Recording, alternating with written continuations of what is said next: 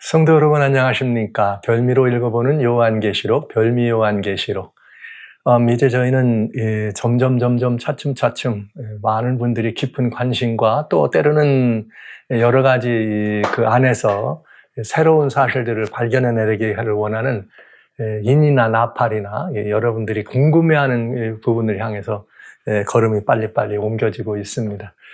지난 시간까지 이제 저희들은 보좌, 하늘에 열린 보좌를 통해서 정말 들려주시는 보좌의 깊은 이야기를 들어봤고요. 보좌에 관련된 이야기를 들어봤고, 오늘은 여러분과 같이 매우 중요한 보좌 앞에 계신 어린 양, 보좌 앞에 계신 어린 양, 구속의 주 예수님에 관한 이야기를 좀 나눠볼까 합니다.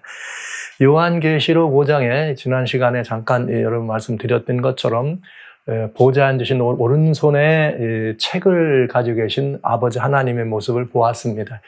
그리고 이 책에 이 봉인이 떨어지지 않는 것을 보고 봉인을 뗄 자가 없는 걸 보고 요한이 깊이 탄식할 때 봉인을 뗄 분이 있다. 그건 바로 일찍 죽임을 당한 어린 양이다 하면서 보좌에 앉으신 이의 오른손에서 들려있던 7인으로 인봉된 책에 대하여 여러분에게 살펴봤어요. 그리고 인봉된 책의 주인이 누군가?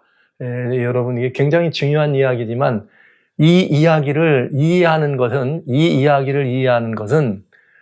계시록 6장에 나오는 7인을 얘기하는데 그건 아주 중요한 이 관건이 됩니다. 그래서 이건 여러분들이 꼭 다시 반복해서 여러분들이 꼭 살펴볼 필요가 있는 것이죠.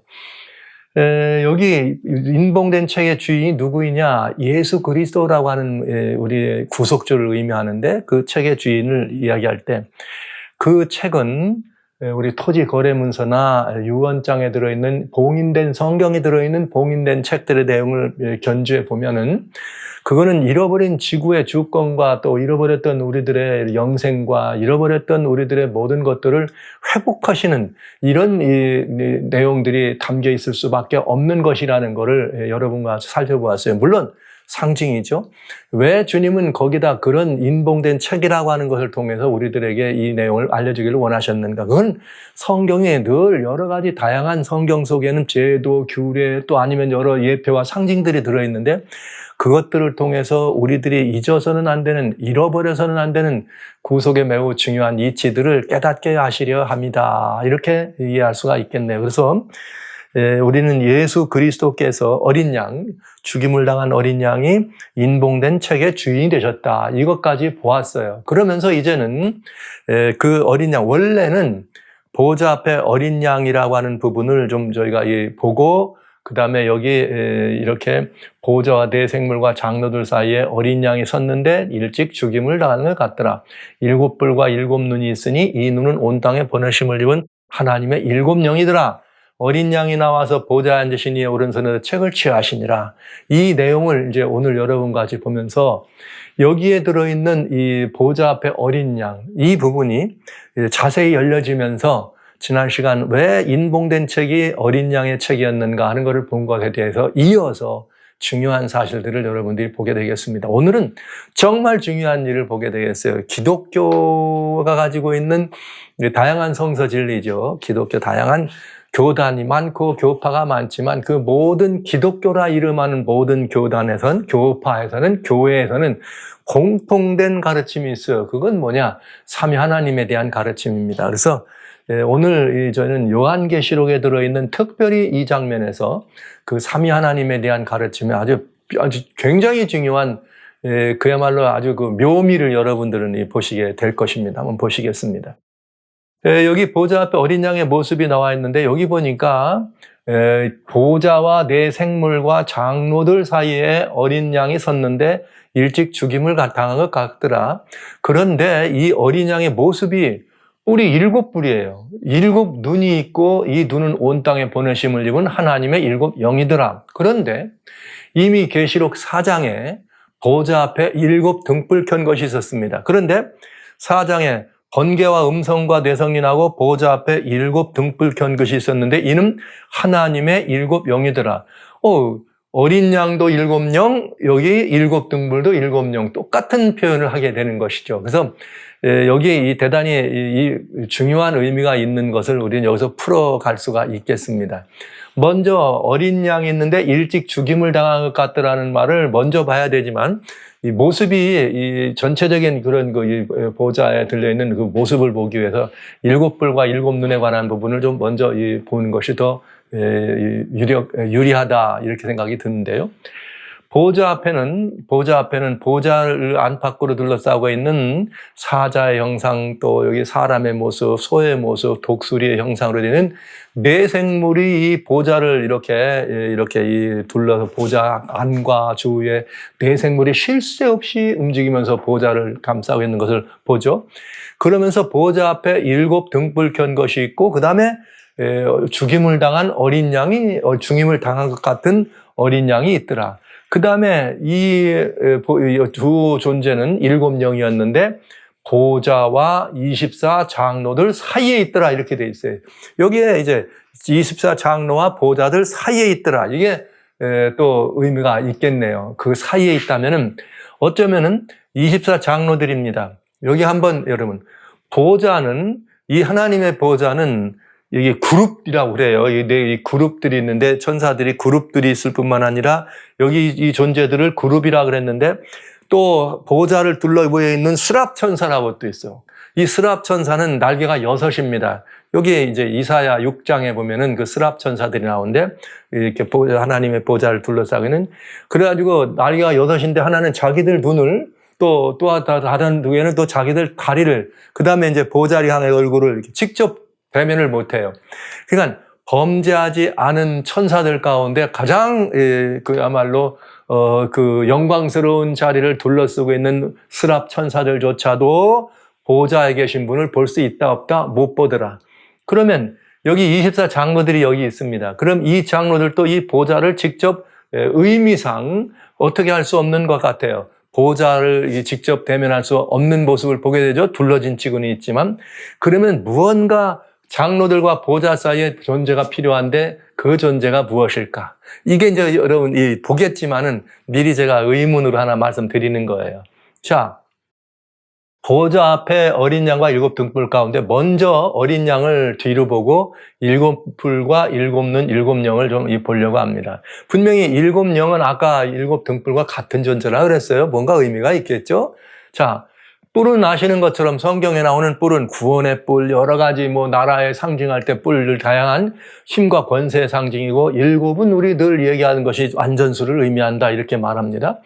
그런 어린 양의 일곱 뿔은 하늘과 땅의 모든 권세를 가신 예수님의 완전한 주권을 의미한다. 왜 제가 어린 양의 예수님의 완전한 주권을 설명했느냐? 아시는 바대로 요한복음 1장 29절에는 아주 이 침례 요한을 통해서 어린 양, 성경이 나와 있는 어린 양은 뭘 의미했느냐? 요한이 예수께서 자기에게 나오심을 보고 보라, 세상 죄를 지고 하는 하나님의 어린 양이로다. 예수님은 누구예요? 하나님의 어린 양이에요. 그러니까 보좌 앞에 있는 어린 양은 누구를 의미하나? 우리가 바라봤던 예수 그리스도, 곧 메시아, 그리스도라고 하는 그런 예수님을 의미하는 것을 우리가 보게 되죠. 그러니까 예수님의 완전한 주권을 상징한다. 일곱 눈은 예수님의 완전하신 권능과 지혜를 보여주며 성령의 역사를 통해 드러난다. 온 땅에 보내심을 받은 누구더라? 일곱 영이더라.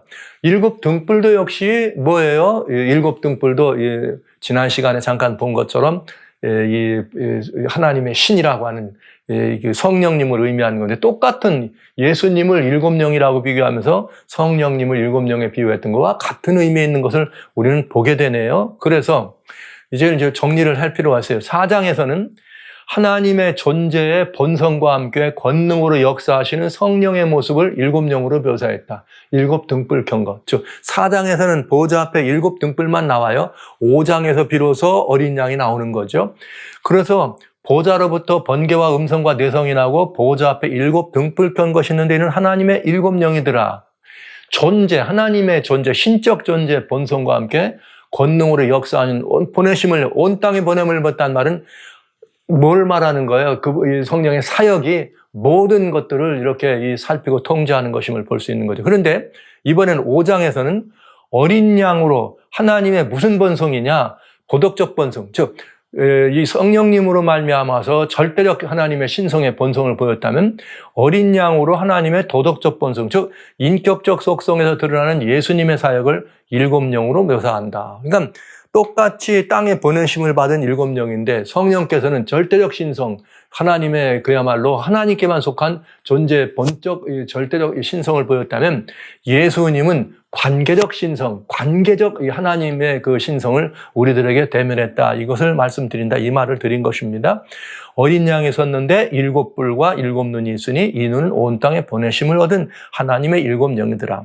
성령도 일곱 영, 어린 양 예수님도 일곱 영으로 상징된 것은 왜일까? 우리 좀 살펴볼 필요가 있잖아요. 그렇다면 여기서 어떤 우리가 신비로운 그런 베일을 이렇게 좀 열어볼 필요가 있습니다. 그건 뭐냐? 삼위 하나님의 열심을 보는 거예요. 자, 이제 한번 보겠습니다. 스가랴서에 뭐라고 되어 있느냐? 그가 내게 묻되 내가 무엇을 보느냐? 내가 대답하되 내가 보니 순금 등대가 있는데 꼭대기에 주발 같은 것이 있고 등대에 일곱 등잔이 있으며 일곱 등잔이 보좌 앞에 있습니다. 여기 등대가 일곱 등잔이 있으며 등대 꼭대기의 등잔에는 일곱 관이 있다. 그 등대 곁에는 두 감람나무가 있는데 하나는 그 주발 우편에 있고 하나는 그 좌편에 있나이다 하고 이것들이 무엇인지를 스룹바벨이 물어봐. 이게 뭡니까? 그랬더니 하나님께서 이것들은 무엇을 말하는 거예요? 감람나무의 두 둘은 여호와의 신, 즉 성령이라고 말씀하셨습니다. 능으로도 힘으로 되지 아니하고 하나님의 신, 나의 신으로 말미암아 되느니라. 그러니까 이 두 등대 앞에 있는 두 감람나무, 감람나무는 여러분 아시는 것처럼 이제 기름과 관련되어 있는 것이니까 기름 부음을 받은 이 나무를 의미한다고 보실 수 있죠. 이 두 기름 부음을 받음이 두 개인데 그 두 개인데 그걸 뭐라고 그랬어요? 하나님의 신이다 이렇게 표현했다 이거예요. 그러면서 이것이 몇 개예요? 두 개다 이렇게 말했습니다. 그러면 구약에서는 선지자나 왕 그리고 제사장들은 뭘 보여? 기름을 보여요. 기름을 보여요. 기름 부음을 받는 존재들. 그래서 메시아 즉 그리스도가 새 기름 부음을 받은 자라는 말은 메시아다 이렇게 그리스도라는 말은 기름 부음을 받은 자라 이런 의미인데 의미를 이해하면은 온 세상의 주 앞에 모셔졌다는 것이 꼭 주님을 어떻게 모셔졌다는 말이 주님을 섬기기 위한 것이 아니라 뭘 한 거예요? 온 땅에 보내심을 받았다 그랬잖아요. 온 땅에 보내심을 받은 일곱 영이다 이렇게 말했으니까 섬기는 존재가 아니라 오히려 주의 사역을 펼쳐간 하나님이에요. 하나님의 사역을 펼쳐가는 두 보혜사로도 볼 수 있다. 곧 온 땅에 보내심을 받은 일곱 영이라는 의미입니다. 보혜사라는 말씀을 우리는 이제 이 성령님에게 드려졌기 때문에 하나님의 신이었다 그럴 때 두 감람나무가 다 하나님의 신이다 하니까 뭐예요? 이것은 보혜사다 이런 의미를 말씀드린다 이런 얘기죠. 선지자나 왕 제사장들에게 기름 부은 것처럼. 그런데 여러분 보시는 것처럼 요한복음 14장 16절에 내가 아버지께 구하겠으니 그가 또 다른 보혜사를 너에게 주사. 그러면 예수님도 자신이 누구 되는 거예요? 보혜사. 그 다음에 여기 15장 26절도 너 아버지께서 너희에게로 보낼 보혜사고 아버지께로 나오시는 진리의 성령이다. 성령 보혜사다 우리는 말을 쓰잖아요. 그러면은 예수 그리스도는 자신을 이야기할 때 성령 보혜사와 또 다른 보혜사라고 표현을 하면서 자기와 성령님을 어떻게 한 거예요? 동급으로 보시면 이렇게 표현하는 것을 볼 수가 있습니다. 그래서 보좌 앞에 일곱 등불이나 보좌 앞에 일곱 영이 하나님의 일곱 영이라고 말할 때는 성령 보혜사라고 말하는 또 다른 보혜사, 온 땅에 보내심을 받은 일곱 영이란 말과 상통하는 것임을 알 수가 있지요. 그래서 하나님 아버지는 보혜사로 오신 아들 예수님과 또 다른 보혜사인 성령을 통해서 현현 나타나신다. 즉 아버지가 아까 말씀드렸죠. 보좌는 스랍천사도 이게 대면할 볼 수가 없더라. 그래서 24장로들과 이렇게 이 보좌 사이에 이 두 존재가 있더라. 이 말은 뭘 말하는 거예요? 아버지와 24장로들 사이에 쉽게 말하면 중보와 같은 역할을 되는 것을 볼 수 있죠. 하나님을 드러내시는데 뭘 통해 드러내셨느냐? 아버지는 보혜사로 오신 아들 예수님을 통해서 또 하나는 또 다른 보혜사를 통해서 성령님을 통해서 하나님 아버지를 우리들에게 계시하신다. 이런 뜻을 말씀드린 것입니다. 성령 보혜사는 권능의 역사로 아버지 하나님의 절대적 신성을 나타냅니다.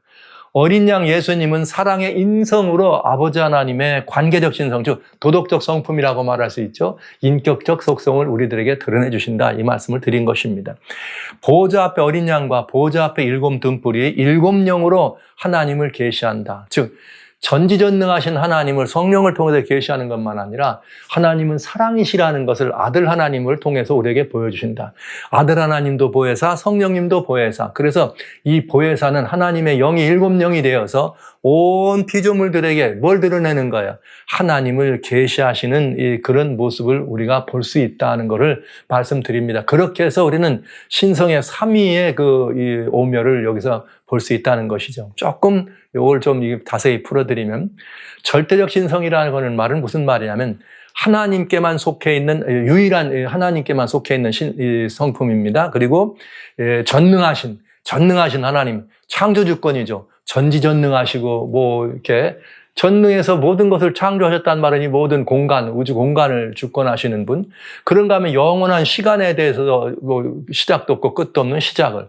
전지전능, 영원불면, 불부서부재라고 하는 이런 것들은, 이런 하나님의 신성은 성령 하나님을 통해서 드러난다 이거죠. 그러니까 아버지 원래 하나님, 한 분 하나님이신데 이 하나님의 절대적 신성, 오직 하나님께만 속해 있는 그런 권능과 이 성령은 성령님께서 그것을 드러내 주시고, 또 다른 신성, 즉 관계적 신성입니다.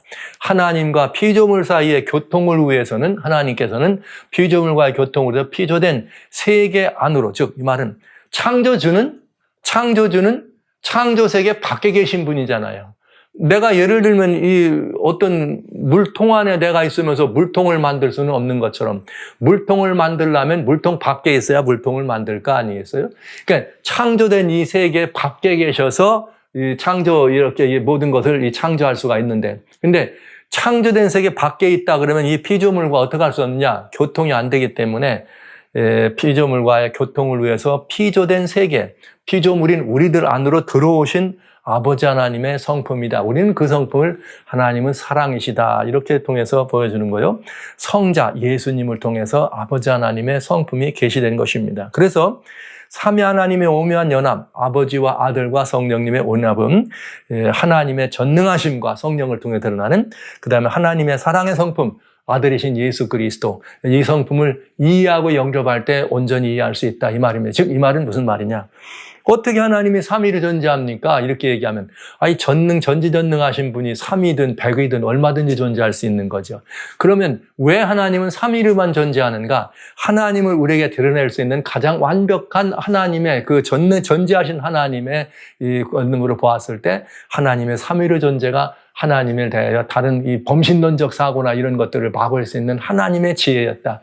그러나 하나님은 그뿐만 아니라 절대적 신성만이 아니라, 그래서 창조들과 그리고 완전히 그냥 명령만 하는 분이 아니라 하나님은 이 피조물 안으로 들어오셔서 우리들과 같이 소통하고 교통하시고 사랑을 주고받는 관계적 신성까지 이루어주신 사랑 때문에 하나님은 삼위를 존재하신다. 이렇게 이해하면 삼성삼위에 대한 이해가 오해되지 않을 수 있다, 이 말씀을 드리는 것입니다. 여러분, 우리는 하나님의 전능하심을 믿습니다. 그러니 삼위로 존재할 수도 있어요. 백의천이도 얼마든지 존재할 수 있어요. 전능하시니까. 허균은 홍길동에다가 말이죠. 홍길동도 여러 곳에 존재하게 만들잖아요, 상상 속에. 그것처럼 전지전능하신 하나님은 삼위로도 얼마든지 존재할 수 있다. 새로운 별다른 위상으로도. 그러면서도 그 하나님이 그렇게 하시는 이유는 피조물, 우리들과의 교통과 우리들과의 관계를 위해서 그리 하신다. 그것도 왜 그런가? 사랑의 관계 때문에 그렇다. 그래서 하나님의 전능하심을 믿고 하나님은 사랑이라는 사실을 믿으면 하나님의 삼위일체는 오해할 게 아무것도 없다, 이 말씀을 드리는 것입니다. 하나님은 절대적 신성만으로는 피조물과는 교통할 수가 없어요. 아까 말씀드렸죠. 스랍천사조차도 무죄한, 죄를 짓지 않고 하늘에서 하나님을 가장 가까이 영접하는 스랍천사도 볼 수도 대면할 수도 없어요. 그 자기 눈을 가리고 자기 발까지 가려, 이러면 교통이 될 수 없잖아요. 그 말을 드리는 거예요. 절대적 신성만으로는 피조물과 교통할 수 없다. 이 말은 하나님은 절대적 신성의 존재이지만 절대적 신성 그 자체만으로는 창조사역의 의미가 없어요. 왜? 소통하고 교통하지 않는다면 뭐하러 만들어 놓습니까? 서로 사랑을 하든 뭘 하든 말이죠. 뭔가 관계가 하지 않는다면 무엇 때문에 이 천지를 창조하느냐, 이 말씀이죠. 그래서 왜냐하면 창조된 세계와 교통하지 않으면 그 창조가 무슨 의미가 있는가? 그래서 처음부터 본질 하나님은 두 신성이 있는데 하나는 관계적 신성이 있고 하나는 절대적 신성이 있었다, 이거죠. 그러니까 문제는 뭐냐면 피조물과의 교통을 위한 하나님의 답은 그럼 무엇이었는가? 자, 이거 좀 더 따져보겠습니다. 이것은 뭐냐면 하나님은 한 분이요. 디모데전서 2장 5절에 이렇게 되어 있어요. 하나님과 사람 사이에 중보도 한 분이니 곧 사람이신 그리스도 예수라. 여러분, 하나님이 한 분이신데 하나님이 절대적 하나님은 권능만 가지고 계시면은 인생하고는 교통할 수가 없어요. 그래서 인생하고 교통할 수가 없기 때문에 하나님과 인생 사이에는 뭐가 필요해요? 중보가 필요하다는 말이에요. 소통할 수 있는. 이 중보라고 하는 말을 구약적 배경으로 가져가면 제사장이다. 이 중보자를 의미하는 것이 스탠바이. 그런데 보세요. 이 중보자는 범죄한 이후에만 필요하냐 이거예요. 아닙니다. 인류가 범죄했기 때문에 그 중보가 들어갔을 때는 거기에 그 중보의 역할과 기능이 하나 더해진 것이지만 이 중보는 모든 피조물과 하나님 사이는 그렇게 중보가 반드시 필요하게 돼 있다. 근데 그 중보로서 저는 이 존재는 언제부터 필요하냐? 창조된 세계가 나왔기 때문에 중보가 필요했다는 것이 아니고 근본 하나님은 중보, 곧 관계적 속성을 가지고 계신 분이다. 이 말씀을 드리려고 하는 것이에요. 보시죠. 왜 그런가? 이와 같이 그리스도께서 대제사장 되신도 스스로 영광을 취함이 아니 오직 말씀하시니가 저더러 이르되 너는 내 아들이니 오늘날 내가 너를 낳았다 하시고 이게 이제 워치타워 여호와의 증인을 보라 하고 여기 아들은 예수님은 하나님이 낳은 분이라 그랬으니까 낳았으니까 이 하나님은 창조주가 아니고 창조자다. 피조물 중에 으뜸되는 분이다. 이렇게 말을 하는 것이에요. 이 말씀을 오해한 것이죠. 내가 오늘날 너는 내 아들이니 내가 너를 낳았다 하신 이 말씀의 의미를 잘 보시면 답이 분명해집니다. 이와 같이 다른 데 말씀하시되 내가 영원히 멜기세덱의 반차를 줬는 제사장이라 하셨으니 여기 오늘날 내가 나를 영원히 멜기세덱의 반차를 쫓는 제사장, 중보자라 했으니 어떻게 됐다는 거예요? 그저 하나님, 아버지 하나님이, 본질 하나님이 가지셔 있는 관계적 신성, 즉, 중보하는 그 관계적 신성을 여기 이렇게 별도로 말씀하신 거죠. 오늘날 내가 너를 낳았다는 의미는 바로 중보 사역을 위하여 제사장이 되었다는 의미예요. 하나님께서 아들 하나님이 존재하지 않는 분을 탄생시키신 것이 아니고 내가 너를 낳았다 이 말은 무슨 말이다? 제사장 사역으로 구분되었다 이 말입니다. 그래서 피조물과 하나님 사이의 중보자, 그 시작이 언제부턴가를 알면 이 부분에 대한 답을 찾을 수가 있는 거죠. 낳았다는 말을 한번 보시겠습니다. 히브리서 7장에는 이제 멜기세덱의 반차라고 하니까 멜기세덱은 살레망이요 높으신 하나님이다. 그런데 이 살레망과 되어 있는 멜기세덱이 누구냐면 이렇게 되어 있어요. 살레망이니 평강의 왕이요 아비도 없고 어미도 없고 족보도 없다. 이 말은 무슨 말이에요? 아비도 없고 어미도 없던 말은 낳지 않았단 말이죠. 그럼 아까 오늘날 내가 너를 낳았다고 한 그 말의 의미가 다른 뜻이라는 걸 알 수가 있는 거예요. 왜? 멜기세덱의 반차를 줬던 제사장이니까. 아비도 없다 어미도 없다는 말은 낳은 존재가 아니란 뜻이에요. 그런데 시작한 날도 없고 생명의 끝도 없다. 시작한 날도 없다는 말은 없었던 적이 없었다 이 말이죠. 그러니까 언제부턴가 영원히 존재했다는 뜻이죠. 그러니까 이 존재는 어디에 시작이에요? 하나님 신성의 존재와 마찬가지 존재라는 것을 얘기해 주는 것입니다. 그러니까 족보도 없으니까 족보란 말은 뭐예요? 윗대가 있어야 아랫대가 있는 것처럼 이게 홀로 스스로 존재한다 이런 뜻이잖아요. 아비도 없고 어미도 없고 족보도 없다는 말은 홀로 존재한다. 그런데 언제부터냐? 시작도 없고 생명의 끝도 없다는 말은 영원한 때부터 영원한 뒤까지 이런 이야기라는 것입니다. 그런 분이 누구냐? 하나님의 아들이다. 하나님의 아들은 그러니까 하나님의 아들이라는 칭호를 받았지만은 아들이라는 칭호를 갖고 있지만 이 아들은 어떤 분이냐? 낳은 존재, 없었던 적이 없어요. 처음부터 그냥 존재한 분이에요. 그거와 방불하다 이런 말을 썼으니까 멜기세덱의 반차를 줬던 제사장이 됐다는 말은 인간과 피조물과 하나님 사이에 중보자의 역할로 제사장이라고 부름을 받은 그 사실을 이야기하기 위해서 내가 오늘날 너를 낳았다 이렇게 표현한 걸 알 수가 있습니다. 그러니까 여기 이 멜기세덱의 반차를 줬던 이 제사장이라 이런 표현은 즉 하나님의 아들과 방불한 즉 하나님의 아들이라 이런 의미를 한 것이에요. 살레망 평강의 왕인 멜기세덱은 누구인가 하면 하나님께서 선택한 피조물과 하나님의 교통을 위한 중보인 제사장 직분을 예표하는 직분이었다. 즉 성자 하나님, 여기 어미도 없고 아비도 없고 족보도 없고 시작한 끝도 없는 영원한 때부터 계셨던 이 하나님이 제사장으로서의 역할, 즉 인간과 하나님 사이에 피조물과 창조주 사이에 중보의 역할을 시작했다. 그 시작을 내가 오늘날 너를 낳았다, 이런 표현을 했다 이 말이죠. 그것이 곧 우리 인생들이 말하는 것처럼 아버지와 엄마가 어떻게 사랑을 나눠서 자녀를 순풍했다, 이런 의미가 아니다, 이 말을 여러분들에게 해드리기 위해서 지금 이렇게 긴 얘기를 드리네요. 즉 이 말은 무슨 말이냐, 하나님의 아들과 방불해서 이 하나님의 아비도 없고 족보도 없고 시작한 날로 생명의 끝도 없는 말은 태어난 것이 아니다. 곧 창조된 분이 아니라는 것이고 영원부터 존재하는 분이다. 그럼 영원부터 존재했단 말은 아버지의 본질 하나님, 아버지 하나님이라고 똑같은 말씀이잖아요. 그러면은 이게 어떻게 처음부터 이게 두 존재가 같이 있을 수 있느냐? 태어나지도 않고. 그래서 하나님은 누구라 그랬어요? 전능하신 분이다, 이런 말을 쓴 거예요. 보시죠. 태초에 말씀이 계시니라. 이 말씀이 하나님과 함께 했으니 말씀은 곧 하나님이라. 이 말씀이 누구예요? 예수 그리스도, 성자 하나님을 말했죠. 그러니까 여러분, 이 성자 하나님은 처음부터 하나님과 함께 하셨다, 이 말이에요. 그 시작한 날이 아니면 언제 없었는데 어느 날 태어난 거니 아니라, 이런 말씀을 드린 것입니다. 그래서 예수 그리스도는 아버지 하나님과 어떻다는 거예요? 하나다, 이 말씀을 드리는 거예요. 그래서 예수님도 직접 뭐라 그랬어요? 나와 아버지는 하나니라, 이렇게. 이것이 이제 삼위일체 논쟁이 시작될 때 많은 사람들이 삼위일체 논쟁을 어디서부터 풀어가려고 그러냐면은 이제 이런 말 풀어가죠. 우리 이 삼위일체 얘기할 때 아버지와 이 아들과의 그런 관계에서 예수님이 하나님이냐 아니냐, 이게 주요 관건이에요. 성령님에 관한 거는 그닥 문제가 안 되고 예수님이 하나님이냐 아니냐, 이것이 삼위일체의 아주 중요한 관건이었습니다. 그래서 소위 이 기독교 역사상 아타나시우스라고 하는 분과 아리우스라고 하는 알렉산더에 있는 장로님과 또 집사님이 계셨는데, 아리우스는 장로님이었고 아타나시우스는 집사님이었습니다. 근데 아리우스라고 하는 분은 아버지와 하나님이 있고 아들 하나님은 처음부터 함께 있었던 게 아니라 나중에 존재했다, 이거예요. 아버지보다는 한 수 아래다, 이런 의미로 얘기를 했고요. 아리우스는 아니다. 성경에 어디 그렇게 돼 있냐. 아버지와 하나님은 처음부터 함께 있었다. 그래서 동형 본질이다, 이런 말을 쓴 것입니다.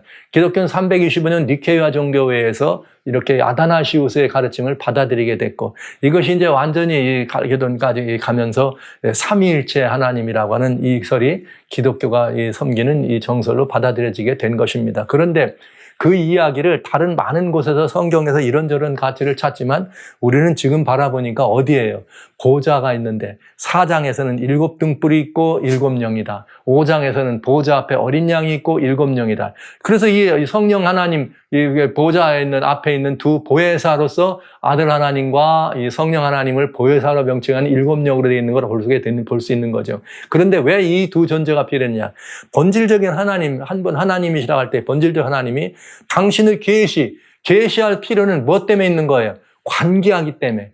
뭔가 피조물이 있든지 피조를 창조를 하셔서 대상이 있을 때 관계하는 거죠. 혼자만 계실 때는 그게 필요 없잖아요. 본질 하나님이. 그런데 이 하나님은 본질적으로 하나님은 관계하시는 신성도 있었다는 거죠. 처음부터. 그래서 이 하나님이 이 모든 피조 세계가 직접 관계가 안 되기 때문에 어떻게 한 거예요? 자기를 계시하는데 성자 하나님, 이 중보라고 하는 직분을 통한 성자 하나님, 멜기세덱의 반차를 줬던 아들 하나님을 통해서 하나님이 사랑이라는 것을 드러내셨다, 이거예요. 그러나 이분은 처음부터 따로따로가 아니라 한 분이었다.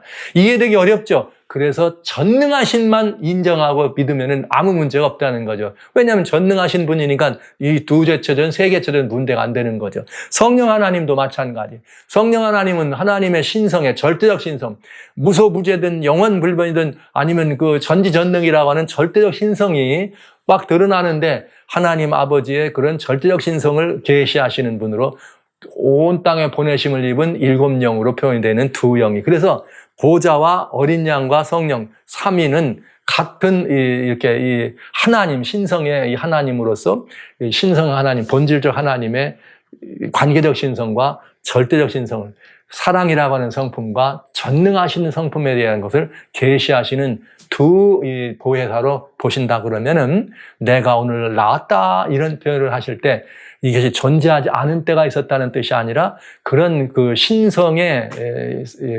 계시가 드러나는 채널로서 우리는 이해한다면 성삼이라고 하는 말을 오해하지 않고 이해할 수 있다 이 말씀을 드린 것입니다. 자, 그러면 이제 이 삼위일체 이야기는 더 자세히 말씀드려야 되지만 여기서 그게 더 많은 보다는 여기 요한계시록에 나와 있는 4장과 5장의 이야기를 통해서만 우리는 삼위를 볼 수 있다는 말씀을 드린 것입니다. 그러면 이제 중요한 것은 일찍 죽임을 당한 어린 양이다. 아까 말씀드렸지만 어린 양은 세상의 죄를 지고 간 하나님의 어린 양이다 그랬어요. 죄를 지고 간다는 말은 세상의 죄 때문에 뭐 할 거예요? 죽을 세상의 죄짐을 짊어지고 죄값을 갚고 돌아가실 그런 것을 의미하는 그런데 그런 하나님의 어린 양으로 오셨다 이렇게 표현한 것입니다.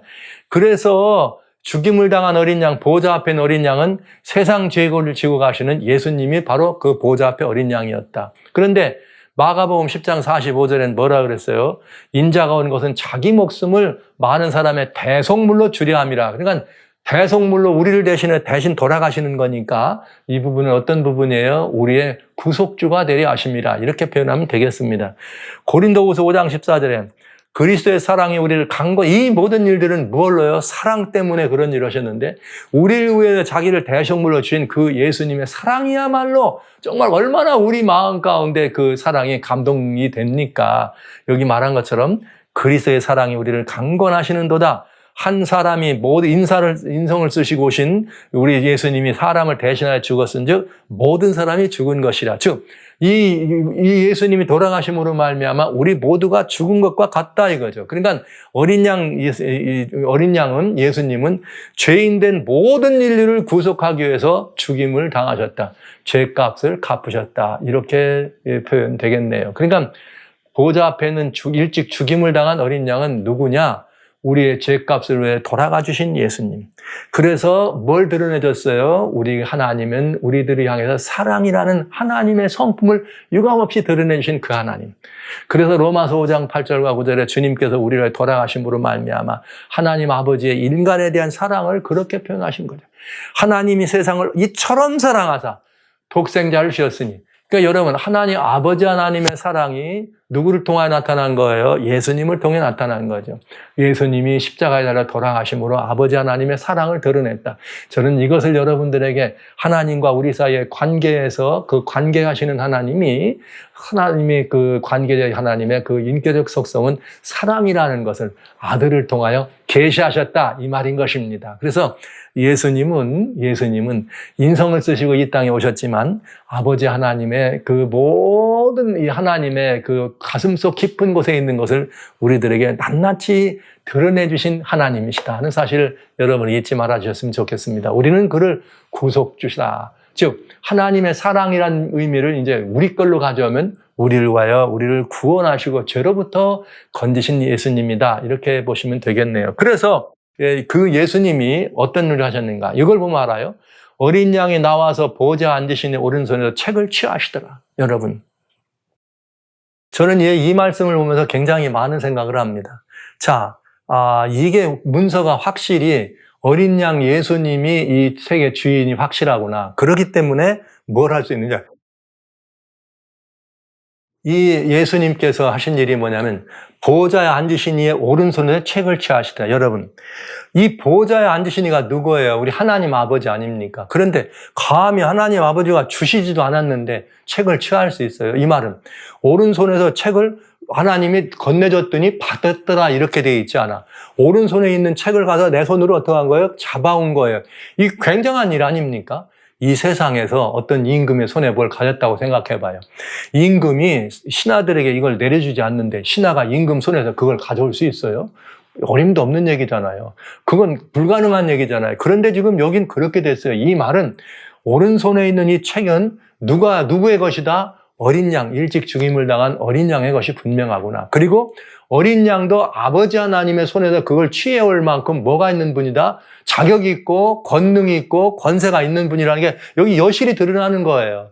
이제는 구속의 주 예수님이기 때문에 이 인류를 위한 구속의 모든 것들을 취할 수 있는 자격이 누구한테만 주어졌다? 어린 양, 예수님에게만 있다. 왜냐? 이 어린 양이 모든 인류를 위하여 돌아가셨으니까. 사람 죽을 인생을 위하여 죽은 것은 아버지 하나님이 아니고 누구예요? 아들 하나님이셨습니다. 그러니까 아들 하나님이 우리 위해 피를 흘렸기 때문에 우리를 뭐 한 거예요? 피로 사신 것이죠.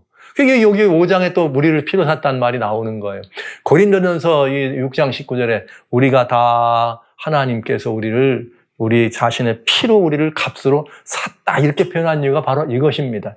그래서 이제 우리는 이 인봉된 책이라고 하는 것이 무슨 계약 문서와 같고 토지 문서와 같고 그런 곳에 있을 때 이런 일이 주어진 거와 마찬가지로 이렇게 이 값을 갚아주신 어린 양이 이 책에 이 모든 이 권세를 가진 분이 분명하다. 그리고 죄인의 구속을 무엇으로 완성하셨어요?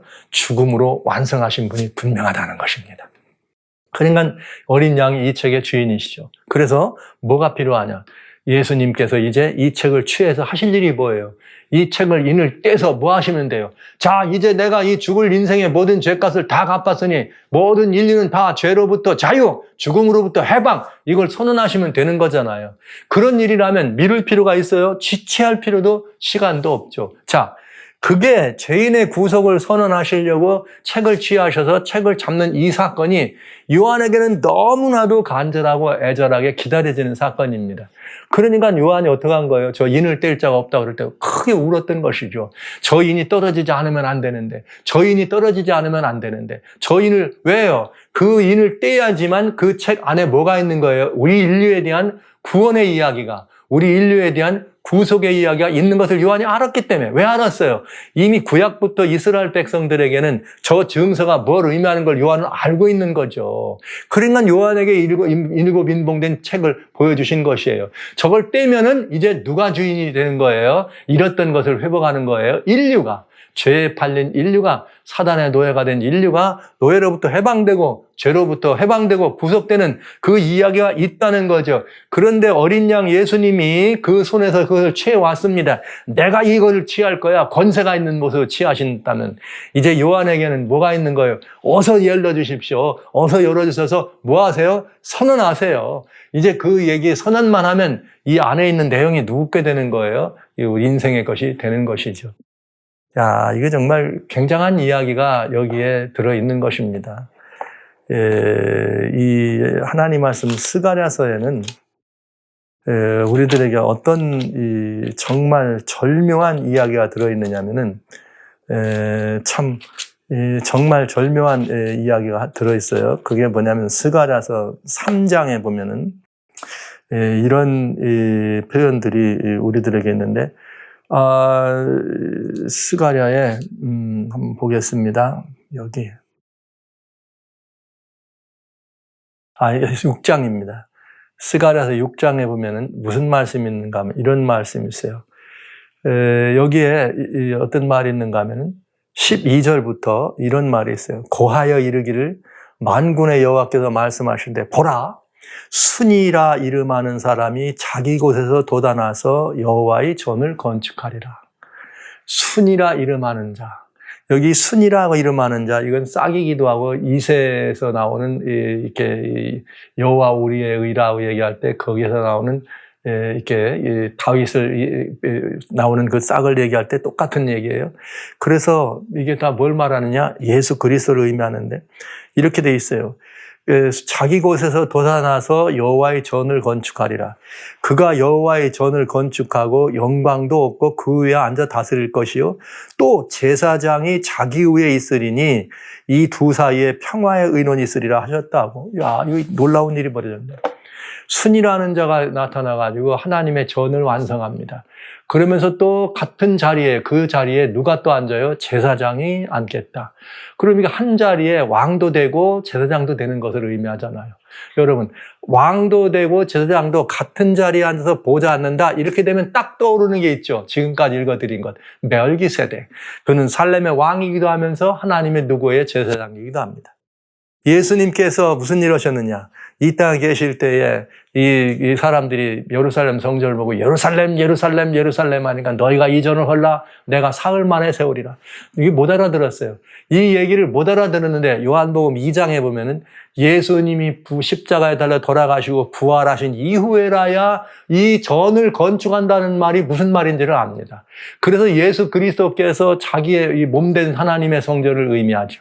예수님 하나님이시니까 돌아가셔서 부활하시면서 그 선을 건축합니다. 그러면서 예수님이 여기 요한복음 2장에 이렇게 돼 있어요. 직접 여러분들이 보시는 게 좋을 것 같아서 제가 이렇게 이 말씀을 드립니다. 여기 뭐라고 말씀하셨는가 하면 요한복음 2장입니다. 20절에 너희가 성전을 헐라 내가 3일 만에 다시 짓는다. 그리고 이 성전은 21절에 자기의 육체된 걸 알았는데 22절에 이렇게 됐어요. 죽은 자 가운데 살아나신 후에야 제자들이 이 말씀하신 것을 기억하고 성경과 및 예수의 하신 말씀을 어떻게 하더라? 믿었더라. 여기 이렇게 돼 있잖아요. 내가 이 성전을, 이 사람들이 성전을 헐면 내가 세우겠다는 말이 무슨 의미냐? 여호와의 전을 건축한다 그랬는데 스가랴 6장에 뭐라고 되어 있어요? 순이라는 자가 와서 여호와의 전을 어떻게 할 것이요? 건축할 것이요. 이 완전한 예언의 성취입니다. 그러면 예수님이 이걸 건축하신 다음에 그 위에 앉아 뭐가 되는 거예요? 왕이 되는 거죠. 그래서 부활하신 이후에 요한계시록 1장에 답이 이렇게 돼 있는 거예요. 우리 주님께서는 부활하신 다음에 이제 어떤 일이 되는가? 요한계시록 1장에 이렇게 돼 있네요. 주님께서 5절에 이렇게 됐어요. 또 충성된 증인으로 죽은 자 가운데서 먼저 나시고 땅의 임금들의 뭐가 됐다? 머리가 됐다. 여기 왜 이 말이 들었을까? 임금님들의 머리가 됐다는 말은 왕 중에 왕이라 이 말이죠. 네. 그런데 예수님은 왕 중에 왕만 돼서 자기 왜 다스렸느냐? 아니에요. 예수님은 히브리서 5장에 이렇게 말씀해 주셨습니다. 주님께서 히브리서 5장에 뭐라고 말씀하셨는가? 이렇게 됐네요. 9절로 10절. 그가 아들이시라도 받으신 고난으로 순종함을 배워서 온전하게 순종함을 배워서 온전하게 되었은즉 자기를 순종하는 모든 자에게 영원한 구원의 근원이 되시고 하나님께 멜기세덱의 반차를 줬던 대제사장이라 칭함을 받으셨느니라. 와우. 예수님이 멜기세덱의 반차를 줬던 누가 됐어요? 대제사장. 그러니까 대제사장이 돼 있으니까 누가 어떻게 된 거예요? 8장 히브리서 8장 1절. 이래 이해하는 말에 중요한 것은 이러한 대제사장이 우리에 있는 것이니 그가 하늘에 있는 우염의 보좌 우편에 앉으셨느니라. 와우. 스가랴에서는 뭐라고 되어 있어요? 순이라는 자가 와가지고 자기의 전을 건축하고 위에서 다스려 왕이 돼서 다스려. 그러면서 다시 또 누가 되는 거예요? 제사장이 돼서 자기 위에 다스리겠다 이렇게 됐어요. 왕과 제사장 직분이 합동된 게 누굽니까? 멜기세덱입니다. 근데 지금 여기 성경은 뭐라 그랬어요? 멜기세덱의 반차를 줘서 누가? 예수 그리스도가 부활하셔서 그래 승천하셨다. 그러니까 이 모든 일을 누가 이루신 거예요? 예수님이 이루신 것이죠. 그는 이제 모든 사람들의 뭐가 된 거예요? 구원의 근원이 되셨다 이렇게 말씀하셨네요. 그래서 이제 이 모든 구원이 됐다고 하는 것을 가졌으니 승천하신 다음에 하실 일이 뭐예요? 아버지 오른손에 있는 증서, 옛날에 인간이 범죄하면 어떻게 하는 거예요? 이 두 사이의 평화의 언약이 뭡니까? 하나님 아버지 이제 인류를 지을 때 전능하신 하나님이 보시니까 범죄할 걸 아셨죠? 안 지으면 될 거 아니에요. 그러나 누가 있던 거죠? 아닙니다, 하나님. 이들을 만듭시다. 만들어서 만약 이들이 범죄하면 내가 어떻게 합니다? 죽습니다. 몰랐어요. 처음부터 아셨죠. 처음부터 예수님은 그걸 아셨습니다. 그래서 처음부터 예수님은 아시고 자기의 뭘 내놓은 거예요? 내 목숨을 담보로 인류를 창조하신 것이에요. 그래서 우리 주님은 에베소 1장 4절로 5절에 우리 주님은 창세 전부터 이미 예수 그리스도 안에서 우리를 택하시고 창세전에 이미 그 사랑 안에서 우리를 정하셔서 어떻게 한 거예요? 하나님의 아들이 되게 하셨는데 반드시 뭘 통해서 거기 7절까지 가니까 뭐라 그래요? 구속 곧 죄사함을 받았느냐. 이 말은 무슨 말입니까? 우리 주님께서 우리를 지으실 때부터 우리를 짓기 이전에 이미 하나님과 아버지 사이, 아버지 하나님과 아들 사이에 약속이 있었던 거죠. 인류가 만약에 범죄하면 아들이 어떻게 되는 겁니까? 죽는 겁니다. 아들이 죽으면 하나님은 어떻게 하는 거예요? 다시 이 모든 인류를 내 아들이라 그 모든 것들을 회복해 주는 것이죠. 이들은 내 아들이다. 내 모든 것들을 다시 회복해 준다. 그것이 하나님의 뜻이었습니다. 처음부터 예수 그리스도 안에서 작정된 일이었습니다. 그것이 어디에 들어있어요? 증서에 있는 것이죠. 그래서 예수님은 그 말씀하신 그걸 취하셔서 이제 뭐 하면 되는 거예요? 내가 죄값을 갚아서 이 모든 것을 이루시고 하나님의 전도 이루고 내가 제사장이다 이 안에 있으니까 내가 심판자이기도 하고 내가 중보자이기도 하고 그런데 내가 죄값을 갚았으니까 모든 죄인이 다 뭐가 된 거예요? 하나님의 아들이 되는 것이죠. 여러분 이 사실은 미룰 일입니까? 안 미룰 일이죠. 근데 이것을 아들 되는 일을 향해서 이걸 열어야 되는데 열 사람이 없으니까 요한은 옳은 것이고요. 아들 예수님 어린 양이 일찍 죽임을 당한 아직 십자가에 달려 돌아가시기 전부터도 아들 예수님은 어떠한 분이에요? 죽는다니 처음부터 자기의 목숨을 대가로 담보로 우리는 존재하는 존재들입니다. 여러분 저와 여러분은 예수님의 피값을 대가로 태어나기도 했고 존재하는 사람들입니다. 그리고 다시 용서받고 하나님의 아들이 된 사람입니다. 처음부터 이 일은 창세전부터 작정된 일이고 여러분과 저는 예수님의 피의 공로가 아니면 존재할 수도 없는 사람이에요. 일찍 죽임을 당한 어린 양이 아니면 우리는 있을 수도 없는 존재라는 사실을 잊지 말아주시기 바랍니다. 너무나 놀라운 이야기입니다. 제가 이 말씀을 드려야 되기 때문에 이게 계시록을 읽어가면서 대충 이거 뭐 이는 뭐고 나팔은 뭐고 이렇게 말씀을 못 드리는 이유가 바로 이 말씀에 있는 것입니다. 이 어마어마한 사건이 여기 요한계시록 속에 예표되어 있다는 거죠. 이 예표된 내용들을 자세히 살펴보면 이 어마어마한 내용들을 우리는 알 수가 있는 것입니다. 그래서 인류가 예수님이 돌아가심으로 말미암아 창세 전에 마련된 구속의 경륜으로 이 땅에 오셔서 인류를 위하여 돌아가심으로 말미암아 우리의 죄값을 갚았으니 우리는 다시 하나님의 아들이 된 것입니다. 이 사실을 어떻게 해야 돼요? 공개하는데 이 책을 열어서 공개해야 되는데 이 책을 공개하고 열어두는데 지체할 필요가 있어요 없어요? 없는 일이죠. 예. 그래서 이것을 공개하는 사건이 6장에 나오는 인이 떨어지는 사건인 것입니다.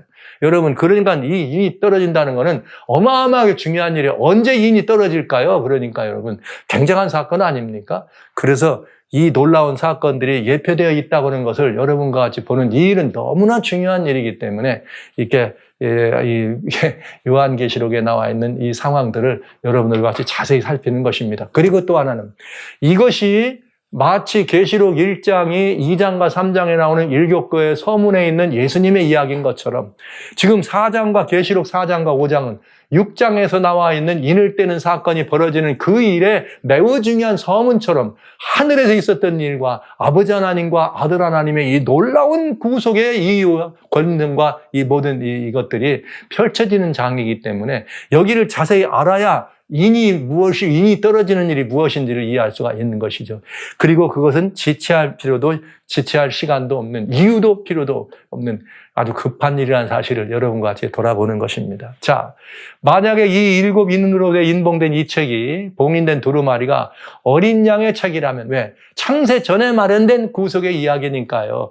그리고 예수님이 그 마련된 그 계약이었지만은 이제 예수님은 어떠한 거예요? 돌아가셔서 죄값을 갚았으니 이제 이 계약은 어떻게 되는 거예요? 펼쳐지고 드러나야 되는 거잖아요.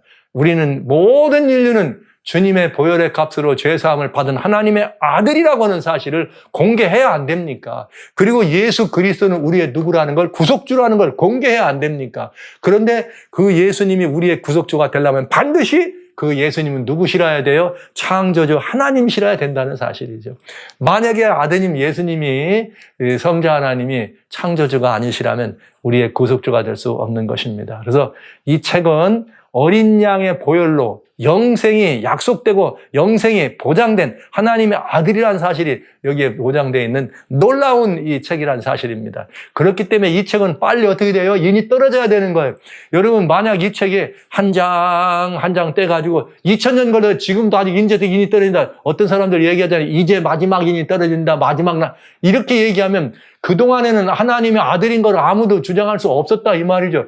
그럼 사도 바울도 그 이후에 많은 믿음의 노독들도 2000년 동안 믿어왔던 모든 사람들이 한 번도 아드님 된 걸 주장도 못하고 죽는 이런 비참한 상황이 되는 거죠. 그래서 요한계시록을 자세히 읽을 이유가 있다는 것입니다. 그래야 요한계시록을 통해서 잘못된 이론들을 이게 만무하고 미혹되는 이런 일들을 막을 수 있다는 이야기가 되겠습니다. 사랑하신 성도 여러분, 형제자매 여러분, 이제 드디어 하나님의 오른손에 인봉된 이 책을 예수님이 취하셨습니다. 그럼 이 사건은 십자가에서 부활하시고 승천하시고 오늘날까지 지금까지 2000년 있다 지금 취했단 맞을까요? 아니죠. 이런 놀라운 역사라면 예수님이 승천하시자마자 바로 이 일이 일어난 일 아니겠습니까? 4장과 5장의 사건은 예수님 부활하시고 승천을 하늘에 가신 다음에 바로 일어난 일이라는 사실을 여러분 기억하시기 바랍니다. 이거는 아주 중요한 일입니다. 그래서 이제 인이 떨어지는 사건들을 우리는 보게 되겠습니다. 자, 이 흥미진진한 이 책의 이 내용들을 열어가는 그런 시간을 여러분과 함께 제가 갖게 되겠습니다. 이 시간에는 다소 좀 성경적 비하인드에 들어있는 성경적 이야기를 다소 좀 했습니다. 특별히 삼위 하나님, 기독교가 지난 2000년 동안 지내오면서도 삼위일체에 대해서는 늘 논란이 있어. 이걸 안다 그래도 왠지 좀 이렇게 하고 그러다 보니까 여호와의 증인이나 이런 사람들이 여기 성경 보라 오늘날 내가 너를 낳았다 이런 말을 하면 그렇네. 그럼 예수님은 하나님이 아니고 조금 덜 하나님일세. 이런 일에 요르르 흔들리는 경우를 많이 보잖아요. 그래서 삼위일체 하나님은 무슨 사단이 만들어서 들어왔는 이런 얘기를 많이 하는데 그런 의미들에 대한 이 모든 것들을 일거에 종지부를 찍을 수 있습니다. 요한계시록은 4장과 5장에서 너무나 분명하게 보좌에 앉으신 아버지 하나님과 일찍 죽임을 하신 어린 양과 하나님의 7등불 이것들이 7영으로 등장하면서 예14 장로들 앞에 하나님 보좌 앞에 두 이 존재가 서서 우리를 중보하시고 우리와 관계하시는 그런 하나님의 속성으로 우리 자신이 그럴 필요가 없는 분이지만 사랑이라는 하나님 성품 때문에 우리 앞에 나타나신 하나님을 계시하신 아드님과 성령님 두 보혜사 이야기까지 오늘 들어봤습니다. 그래서 내용이 오늘 굉장히 진지하고 좀 깊은 내용이지만 여러분들이 그저 다 내리시고 이 말만 기억하시면 되겠어요. 하나님은 전능하신 분이야. 이 사실을 믿으면 1, 2, 3, 4, 5, 6, 7, 8, 19, 100이 많이도 존재할 수 있습니다. 그러니까 여러 다양한 위상으로도 존재할 수 있다는 사실은 하나님의 전능성에서 기인합니다. 두 번째 뭐냐? 왜 그렇게 하셨느냐? 그건 하나님 자신을 우리한테 뭐 하시려고요? 계시하시려고. 드러내 주시려고. 왜 하나님은 자신을 우리한테 드러내셔야 되는가? 우리를 뭐 하기 때문에? 사랑하시기 때문에. 그래서 하나님의 전능신성을 믿고 하나님의 사랑이시라는 관계적 신성을 믿으시면 삼위 하나님에 대한 이해는 어려움이 없다. 그리고 오해할 필요도 없다. 그리고 그것은 너무나 은혜로운 하나님의 계시요, 하나님의 뜻이요, 우리들을 구원하시고 우리를 아들 삼으시려고 하시는 하나님의 놀라운 사랑이란 사실을 우리 다시 한번 우리는 기억하고 또 영접하고 우리 마음속에 새겨야 되는 복된 일임을 여러분에게 말씀을 드립니다. 여러분 모두를 완전히 열려진 이 인봉된 책 안에 들었던 하나님의 아들이라고 하는 이 놀라운 사실 앞에 여러분이 서셔서 이 시간 이후로 여러분 나는 하나님의 아들이라 이 사실을 주장하시는 여러분 되주시길 주의 이름으로 축원합니다.